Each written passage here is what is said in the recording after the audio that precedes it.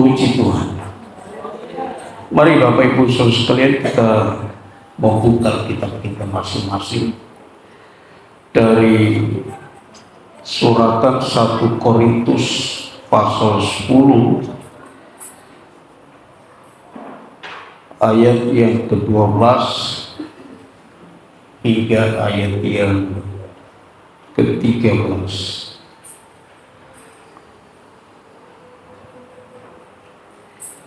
Satu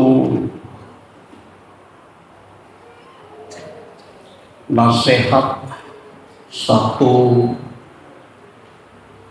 kebenaran yang saya yakin percaya sudah tidak asing buat kita semua. Nah, hari ini saya memberikan judul khotbah saya dengan satu kalimat yang singkat, yaitu menang atas pencobaan. Menang atas pencobaan. Baik, kita akan baca ayat ini bersama-sama dari 1 Korintus pasal 10 ayat yang ke-12 hingga ayat yang ke-13. Kita baca bersama-sama 2, 3 ya. Sebab itu siapa yang menyangka bahwa ia teguh berdiri, hati-hatilah supaya ia jangan jatuh. Pencobaan-pencobaan yang kamu alami ialah pencobaan-pencobaan biasa yang tidak melebihi kekuatan manusia. Sebab Allah setia, dan karena itu Ia tidak akan membiarkan kamu dicobai melampaui kekuatan. Pada waktu kamu dicobai, Ia akan memberikan kepadamu jalan keluar sehingga kamu dapat menanggungnya. Puji Tuhan. Bapak Ibu Saudara sekalian, kita semua, baik saya dan saudara, berada di dalam satu perahu yang sama, di mana Yesus sebagai nahkoda yang membawa perahu tersebut, yang siap menerjang baik angin, gelombang, dan semua hal yang akan membuat perahu tersebut bisa oleh ke kanan dan ke kiri. Kita semua berada dalam satu kerajaan, yaitu kerajaan Allah, kerajaan yang sama, di mana Tuhan Yesus Kristus menjadi raja dalam kerajaan tersebut, dan saya dan saudara sebagai penghuni kerajaan tersebut adalah orang-orang yang percaya kepada Tuhan. Katakan amin. Yang sewaktu-waktu bisa saja diperhadapkan dengan berbagai macam persoalan dan tantangan hidup. Bagi orang-orang yang lengah, maka dia akan keluar dari kerajaan tersebut. Dan sekali lagi saya mau katakan kepada Bapak Ibu Saudara sekalian, bahwa kita semua memiliki musuh yang sama, yaitu iblis. Itulah musuh saya dan saudara. Dalam kitab Efesus pasal yang ke-6 ayat 11 sampai ayat yang ke-12 dikatakan di sana bahwa kita tidak melawan pemerintah, kita tidak melawan darah dan daging, tapi kita melawan pemerintah-pemerintah, penguasa-penguasa, roh-roh jahat. Dan di ayat yang 11 disebutkan tentang pemerintah-pemerintah, roh-roh jahat dan penguasa-penguasa tersebut dengan satu sebutan atau satu nama yang disebut dengan iblis. Haleluya. Iblislah yang mencobai saya dan saudara. Iblislah yang datang kepada Yesus sebagai Tuhan atas kehidupan kita ini, Di mana ketika iblis mencobai Yesus, ketika dia mengambil waktu untuk berpuasa, ketika dia mengambil waktu untuk mempersiapkan diri sebaik mungkin, dan iblis coba menggodanya. Tetapi puji Tuhan, Yesus berkemenangan atasnya. Katakan amin. Iblislah yang mendatangi Hawa, yang disebut sebagai ibu segala bangsa, yang kemudian iblis dapat menjatuhkan dan mempengaruhi Hawa, di mana kemudian Hawa melanggar kebenaran firman Tuhan. Haleluya. Iblislah yang kemudian yang datang kepada Ayub untuk membawa malapetaka. Iblislah yang datang kepada Ayub untuk membawa kesengsaraan yang besar di dalam diri Ayub. Iblis pula lah yang datang kepada Petrus, yang pada waktu itu sengaja ingin dipakai oleh iblis menjadi satu instrumen, menjadi satu alat untuk menjauhkan Yesus dari salib itu. Iblis tahu bahwa kekalahan terbesar yang akan dialaminya adalah kalau Yesus sampai disalibkan. Nah, iblis coba menggagalkannya dengan mempengaruhi Simon Petrus menjadi satu instrumen, menjadi satu alat agar Yesus tidak melakukannya. Tetapi kemudian Petrus dapat menguasai keadaan ketika Yesus mengingatkannya kembali bahwa salib itu adalah sesuatu perkara yang harus dilaluinya. Katakan amin. Iblislah kemudian yang datang kepada saya dan saudara untuk memakai angin sakal, untuk memakai gelombang, untuk memakai persoalan-persoalan, sehingga angin sakal itu terlihat begitu besar dan akan menenggelamkan perahu saudara, sehingga masalah yang saudara hadapi itu terlalu besar dan kau berkata kau tidak sanggup untuk mengatasinya. Tetapi hari ini kita akan melihat kebenaran firman Tuhan. Bagaimana saudara dapat menyikapi setiap pencobaan, bagaimana saudara dapat menyikapi setiap persoalan dengan baik, sehingga engkau dapat berkemenangan atasnya. Haleluya. Haleluya. Mari kita kembali melihat kepada kebenaran firman Tuhan. Setidaknya ada 3 hal yang dapat kita perhatikan lewat pembacaan kita hari ini di ayat yang ke-12. Kembali kita baca bersama-sama ayat ini. 2, 3. Ya, sebab itu siapa yang menyangka bahwa ia teguh berdiri, hati-hatilah supaya ia jangan jatuh. Katakan amin. Ayat ini adalah sebuah peringatan, Bapak Ibu sekalian.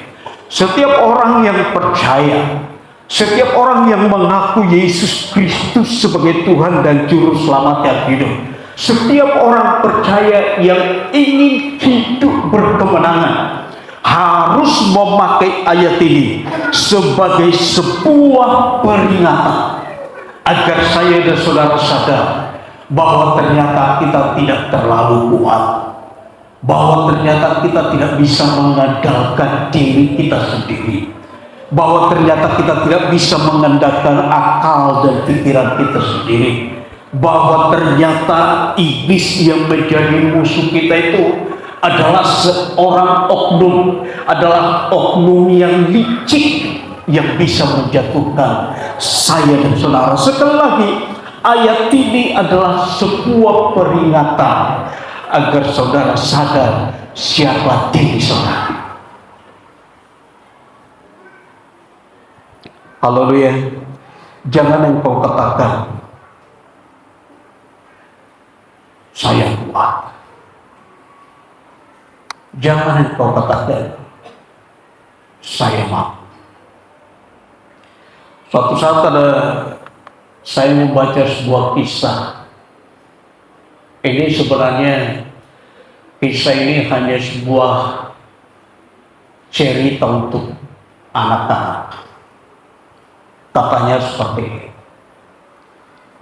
Ada seorang pemuda yang begitu gagah.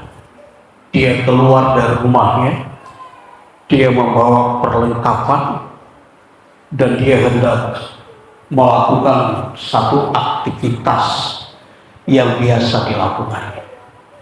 Pemuda ini adalah seorang yang memiliki kemampuan untuk berlari dengan cepat. Nah, ketika dia keluar dari rumahnya, seekor beruang menyapanya. Dia berkata, "Pemuda, mau mana?" Lalu dengan gagahnya pemuda itu berkata kepada beruang itu, "Beruang, engkau tidak mengenal saya. Saya adalah seorang pemuda yang gagah. Saya adalah seorang pemuda yang kuat. Saya memiliki kecepatan yang tinggi untuk berlari. Dan engkau, apapun yang engkau dapat lakukan, engkau tidak mungkin dapat mengejarku." Mendengar itu beruang, tiba-tiba dia memiliki satu akal. Lalu kemudian dia pura-pura tuli, dia berkata, "Apa? Kau bilang apa? Sayang sekali, pendengaran saya gak bisa mendengar dengan baik. Coba katakan sekali lagi, mendekatlah." Si pemuda itu pun kemudian mendekat. Dan dia berkata, "Engkau tidak mengenal saya. Saya seorang pemuda yang gagah. Saya seorang pemuda yang kuat. Saya bisa berlari dengan cepat. Dan engkau tidak akan bisa mengejar saya." Beruang itu kembali berkata, "Pemuda, saya minta maaf, aku tidak bisa mendengar. Coba beritahukan sekali lagi." Sehingga pemuda itu tanpa dia sadar, dia semakin mendekat. Dia mengulangi pernyataannya bahwa dia adalah seorang yang kuat. Tapi dia tidak tahu bahwa beruang itu sudah begitu dekat dengan dia. Ketika beruang itu sudah dapat menjangkaunya, dia melompat, dia menangkapnya, dan dia membunuhnya. Dia mati dengan sia-sia. Kenapa? Kisah ini sebenarnya hanya untuk sebuah cerita buat anak-anak, mungkin untuk menidurkan seorang anak. Tetapi kita dapat melihat di sini, pemuda ini akhirnya begitu lama. Dia bangga dengan kekuatannya. Dia berpikir kalau kemampuannya akan sanggup mengatasi masalahnya. Dia tidak tahu bahwa beruang itu begitu cerdik untuk mengalahkan dan menaklukkannya. Sadar Bapak Ibu Saudara sekalian, firman Allah berkata seperti ini, bahwa siapa yang menyangka bahwa ia teguh berdiri, hati-hatilah supaya ia jengkel.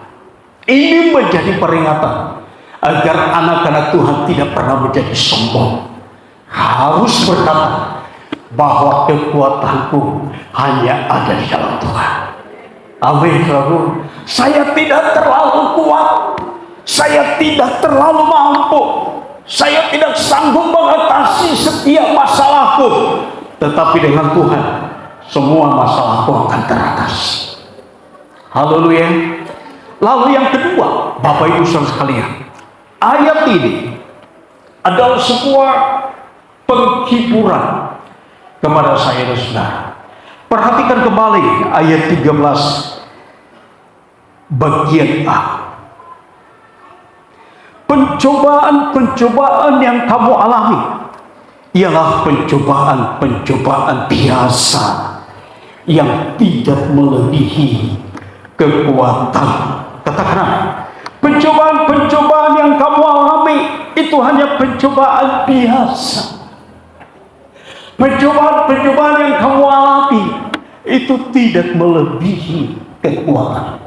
Satu penghiburan yang sempurna di dalam diri seseorang adalah ketika dia mengetahui kebenaran, adalah ketika dia mengetahui sebuah fakta bahwa pencobaan yang engkau alami itu adalah sebuah pencobaan biasa. Haleluya. Engkau saja yang menganggapnya satu pencobaan yang luar biasa.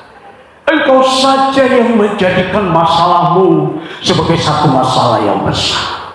Engkau saja yang berpikir bahwa penyakitmu adalah sebuah penyakit yang susah untuk disembuhkan. Tetapi firman Allah berkata bahwa pencobaan yang engkau alami itu hanya pencobaan biasa.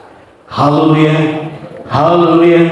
Pernahkah saudara membebankan satu beban di luar kemampuan anak-anakmu kepadanya?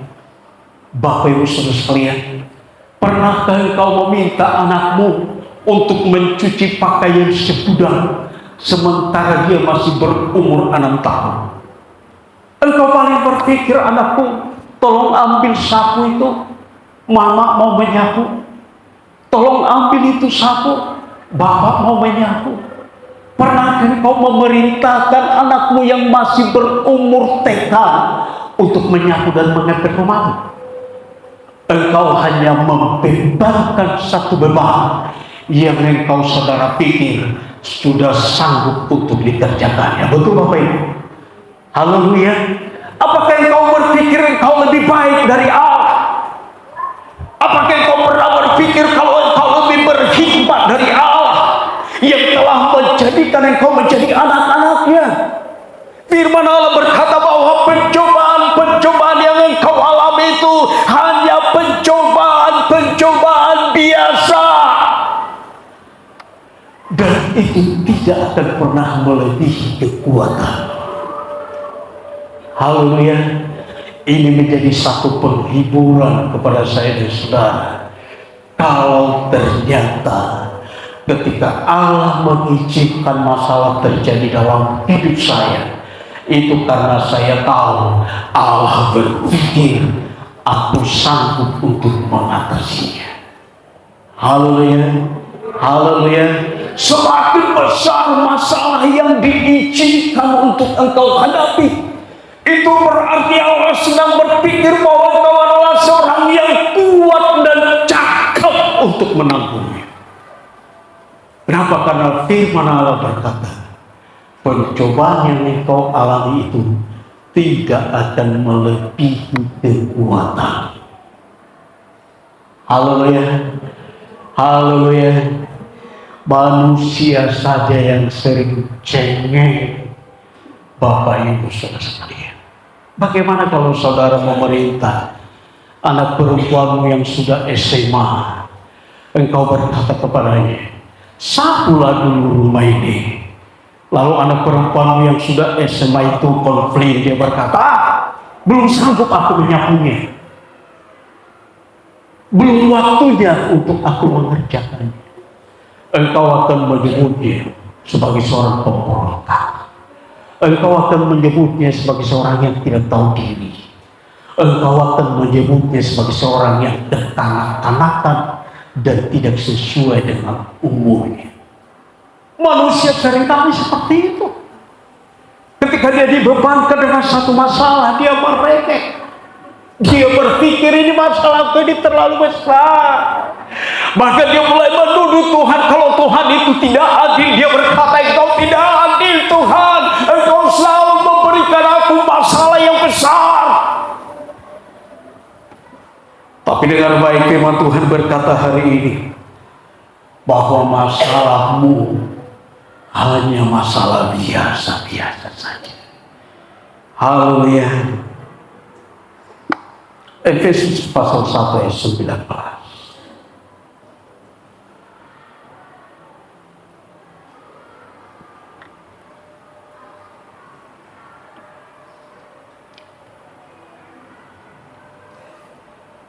Kita baca bersama-sama itu ini 2-3 ya. Dan betapa hebat kuasanya bagi kita yang percaya sesuai dengan kekuatan kuasanya. Katakan amin. Tidak ada sesuatu yang dihasilkan dengan sikap mengeluh, Bapak Ibu sekalian. Tidak ada satu yang dihasilkan dengan sikap menyerah. Tidak ada sesuatu perkara yang luar biasa yang dapat dihasilkan dengan kata mundur. Sebab firman Allah berkata, dan betapa hebat kuasanya bagi kita yang percaya. Katakan amin. Percayakan kebenaran firman Tuhan, bahwa benar engkau dapat berkata, masalahku ini hanya masalah biasa.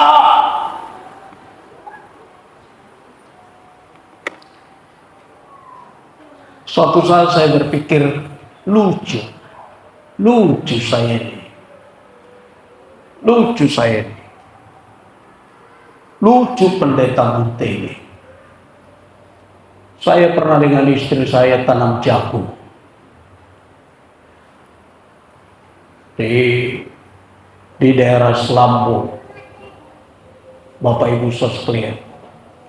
Lalu suatu saat saya dan istri saya ke sana tanpa sepengetahuan istri saya berjalan sedikit ke arah pokok-pokok pisang. Ketika saya mendekati pokok pisang ini, saya melihat ada macan. Dia mulai berjalan mendekati saya. Saudara tahu, saya berlari lebih daripada 20 meter karena ketakutan. Darah saya selang merinding. Saya lebih takut kepada macan dibanding melihat ular. Entah kenapa. Hanya macan. Kalau saya pikir dia sedang berjalan di sana, saya nonton di sini. Berapa lama dia bisa tiba ke sini? Tapi saya sudah berpikir bahwa ini masalah besar. Saya berlari sampai 20 meter. Saya tidak tahu ada di antara saudara seperti ini. Saudara tahu kan kecoak? Kalau saudara ke kamar mandi, saudara lihat kecoak, saudara bisa berteriak-teriak. Padahal kecoak hanya saudara bikin gini aja udah meninggal. Udah pendek Bapak Ibu. Tapi seringkali kita berpikir itu masalah besar. Dan perkara-perkara seperti itulah yang seringkali terjadi dalam hidup kita. Ketika ada masalah, kita berpikir itu besar.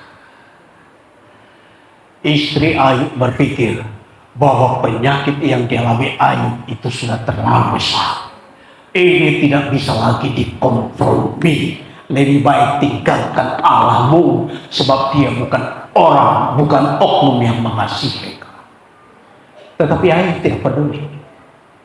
Dia berpikir masalah seperti ini terlalu kecil. Dan terbukti Allah sanggup mengatasinya. Haleluya. Haleluya.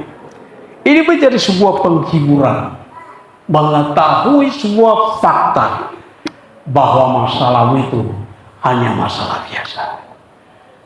Katakan amin. Yang ketiga, yang dapat kita belajar dari ayat ini, kita baca kembali di ayat 13 bagian B. Sebab Allah setia. Kita baca bersama-sama 2, 3, ya. Sebab Allah setia, dan karena itu Ia tidak akan membiarkan kamu dicobai melampaui kekuatan. Pada waktu kamu dicobai, Ia akan memberikan kepadamu jalan keluar sehingga kamu dapat menangguhnya. Katakan amin. Ini sebuah jaminan Bapak Ibu sekalian, bahwa ketika saudara mengalami masalah, engkau akan diberikan jalan keluar. Haleluya. Ini jaminan yang berkata kepada saya dan saudara adalah Allah yang sanggup mengatasi semua masalah, yang memberikan sebuah janji kepada saya dan saudara adalah Allah yang mengerti dan mengetahui semua rahasia kelemahan dari angin, rahasia kelemahan dari gelombang, sehingga Dia hanya berkata, diam, semua tunduk kepada. Haleluya. Sekali lagi, ini adalah sebuah jaminan bahwa kau pasti akan mendapatkan pertolongan Tuhan. Haleluya. Ini tidak sama. Haleluya. Ini tidak sama seperti jaminan caleg, Bapak Ibu. Ini tidak sama seperti jaminan capres. Tidak.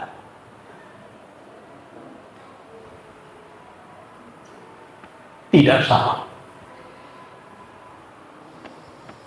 Saya sempat berpikir seperti ini. Ini Anies Baswedan berikan sebuah janji. Saudara tahu apa janjinya? BBM gratis. BBM gratis. Siapa yang gak suka kalau BBM gratis? Saya dengan Ibu Gembala kalau sudah masuk ke SPBU, begitu mulai masuk, begitu mulai belok, tiba-tiba dia angkat telepon. Dia pura-pura telepon. Halo, halo, entah siapa kawan yang ngobrol. Begitu sudah saya bayar, handphonenya sudah mati.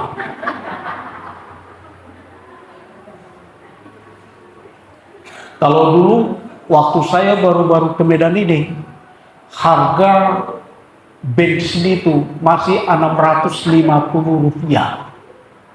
Bapak Ibu sekalian. Ongkos angkot itu 150. Itu waktu saya baru ke Medan. Karena dulu saya sempat bawa Rahayu 42. Jadi saya tahu. Kalau sekarang SPB bilang, sikit lagi maju bang, sikit lagi maju bang. Maksudnya biar kita tidak dapat melihat meteran. Jadi supir harus turun. Sebab kami pernah isi SPBU di sini 100 ya. Saya kasih kode sama anak saya di belakang. Perhatikan, kaca tertutup. Dia isi 50.000.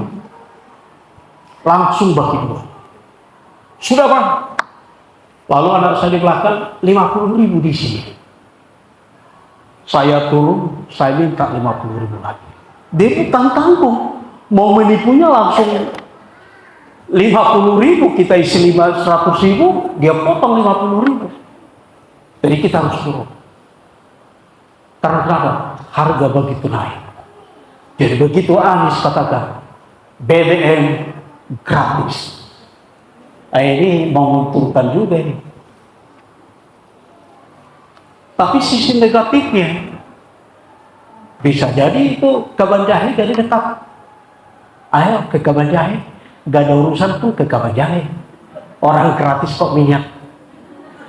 Ayo ke Sialang Gua, gak ada urusan pun ke Sialang Gua.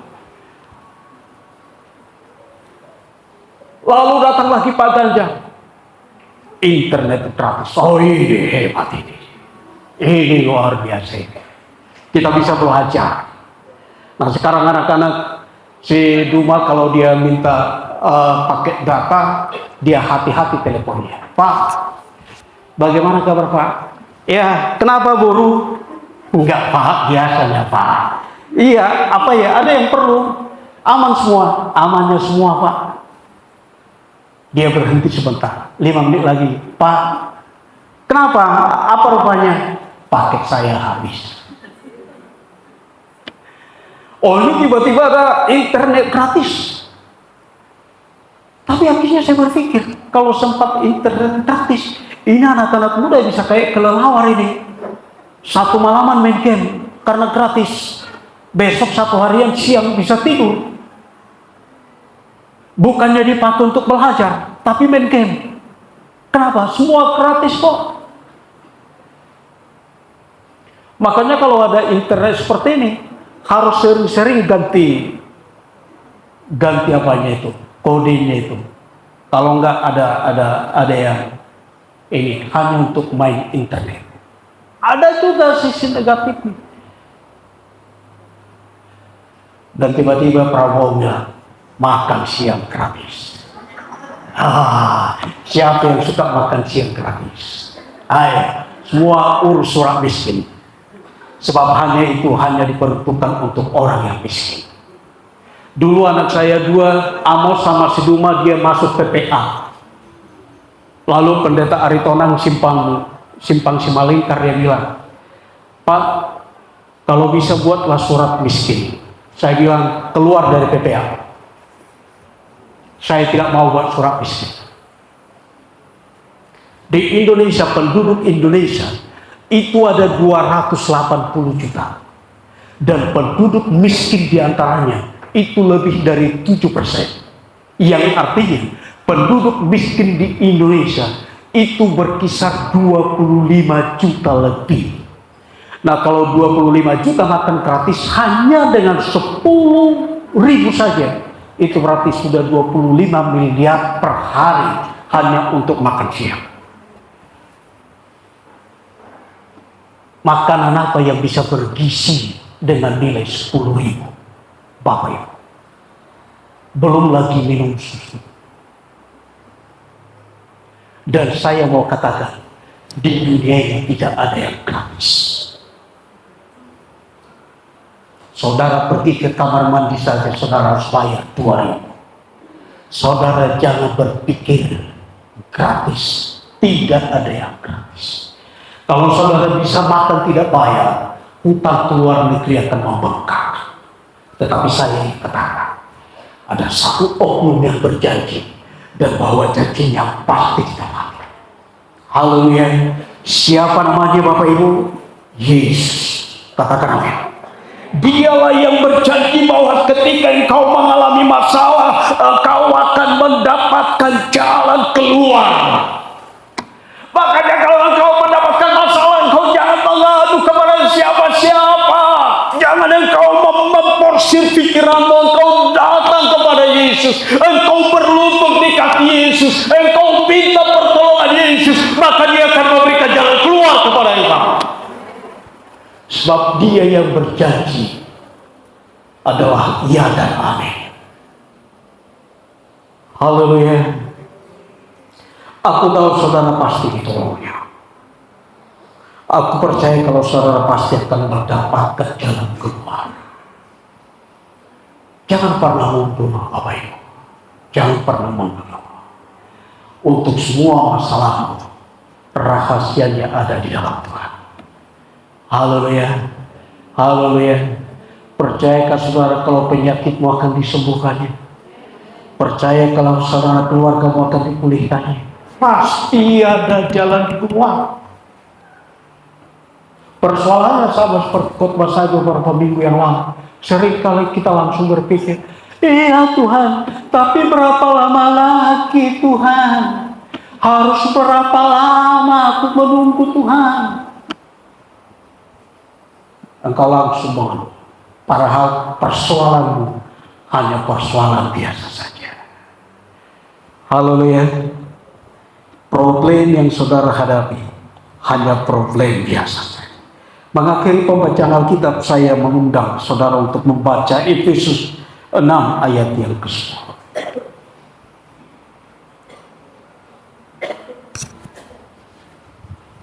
Haleluya.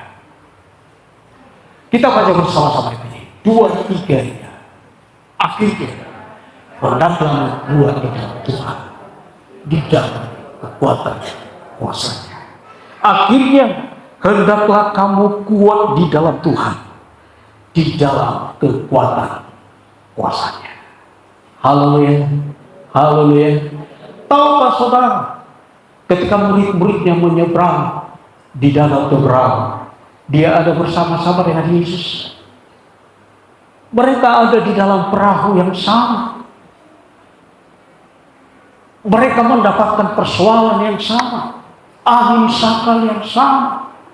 Sementara murid-murid berteriak, berpikir, ini gelombangnya kok terlalu besar, ini anginnya kok terlalu kecil. Yesus tidak mau peduli. Yesus memilih untuk tidur. Karena kenapa? Dia tahu gelombang itu adalah gelombang biasa saja. Biasanya gelombang ada di lautan, Bapak Ibu Saudara sekalian. Dan Yesus tahu itu. Bukan danau namanya kalau tidak ada gelombang. Kita sedang tidak berada di muka bumi kalau tidak ada angin. Itu biasa. Yesus tahu itu hanya perkara-perkara biasa. Dan Dia memilih untuk tidur. Dia memilih untuk tidur bukan karena dia paksa. Dia memilih tidur bukan karena dia menyerah. Dia memilih tidur, dia tahu. Sekali dia berteriak, semua selesai. Haleluya. Sekali dia berteriak, semua selesai. Dan saudara, perkataan adalah perkataan yang berkuasa. Katakan, sekali engkau berkata masalah selesai, masalah pasti selesai. Haleluya. engkau selalu berkata, tidak, nagalga masalahku, nagalga, nah so tardo dusudi, alay samping didok ko sada-sada. Nah so tardo dusudi, alay mulai keluar sada-sada.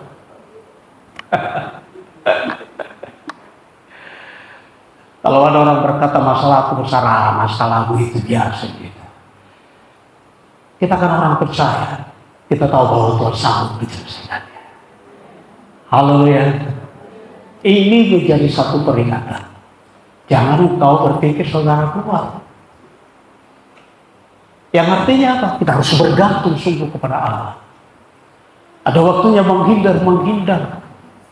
Ketika Yusuf diperhadapkan dengan satu problem, satu tantangan yang besar, dia memilih untuk lari meninggalkan istri Potifar. Dia nggak nonton. Dia nggak berkata, nggak apa-apa kok, kuatnya aku. Nggak apa-apa, kuatnya aku. Lalu dia ditarik ke kamar. Nggak apa-apa, di kamar juga kuatnya aku. Kuatnya aku. Tidak. Dia memilih untuk lari keluar. Dia memilih. Haleluya. Firman Allah berkata, pergaulan yang buruk akan menghilangkan kebiasaan yang baik. Kalau engkau berpikir, aku nggak mau merokok lagi, aku nggak mau merokok, tapi engkau terus bergaul dengan orang-orang di sekitarmu yang pekerjaannya akan merokok, pada akhirnya engkau akan merokok. Aku nggak mau minum minuman keras lagi, aku nggak mau mabuk lagi, tapi engkau terus ada di kedetuak. Engkau bernyanyi lisoi. Sekali dua kali teman tawarkan, minum masaotika, aku saja, aku sedang aja enang. 1-2 bulan akhirnya engkau akan menyerah. Jangan engkau berkata engkau kuat. Haleluya. Ini menjadi peringatan bahwa musuh kita itu licik, musuh kita itu cerdik. Haleluya. Dan yang kedua, ini menjadi sebuah penghiburan. Kenapa? Karena kita tahu masalah kita pasti tidak melebihi kekuatan kita. Itu sudah tahu. Karena tidak, iblis tidak dapat berbuat apa-apa kecuali Allah mengizinkannya. Nah, kalau terlalu besar, tidak sesuai dengan kekuatanmu, Allah larang, nggak boleh. Yang itu nggak boleh. Aku bebankan 20 sakya di pundaknya, Allah akan katakan nggak boleh. Kalau mau bebankan 1 sak, silakan. Engkau akan lihat, dia pasti kuat. Haleluya. Ini menjadi penghiburan. Dan yang ketiga, ini menjadi sebuah jaminan bahwa Allah akan memberikan jalan keluar kepada engkau. Haleluya. Engkau akan diberikan kekuatan untuk engkau cakap menangkupnya. Saudara bisa dapat melihat kebaikan Tuhan di sini. Dia tidak pernah membiarkan saya dan saudara. Dia akan selalu mengamat-amati saudara. Bila mana masalah kita sudah terlalu besar melebihi kekuatan kita, maka dia akan kurangi. Dia akan singkirkan. Kalau saudara masih mampu untuk mengatasinya, ada kalanya engkau dibiarkan untuk engkau terus memikulnya, agar orang lain dapat melihat, lihat anakku ini. Lihat anakku Ayu ini, dia pasti sanggup untuk menanggungnya. Iblis coba untuk konflik dengan Allah. Ya, karena dia masih punya harta, dia masih punya anak, dia lengkap semua. Coba ambil. Lihat anakku ini, gak ada anaknya pun dia pasti setia. Lihat anakku ini, gak ada hartanya pun dia pasti setia. Dia tahu Ayu pasti sanggup menanggungnya. Haleluya. Dan pada akhir cerita itu, pada akhir kisah itu, firman Allah berkata bahwa Allah mengembalikan milik kekayaannya berlipat-lipat kali ganda. Haleluya. Kita seringkali tidak sabar untuk menunggu jalan keluar, tapi kita harus tahu bahwa Allah pasti mengetahui yang terbaik. Kapan, di mana, bila mana Allah akan menolong saya. Haleluya. Semuanya berikan tepuk tangan bagi Tuhan kita Yesus Kristus.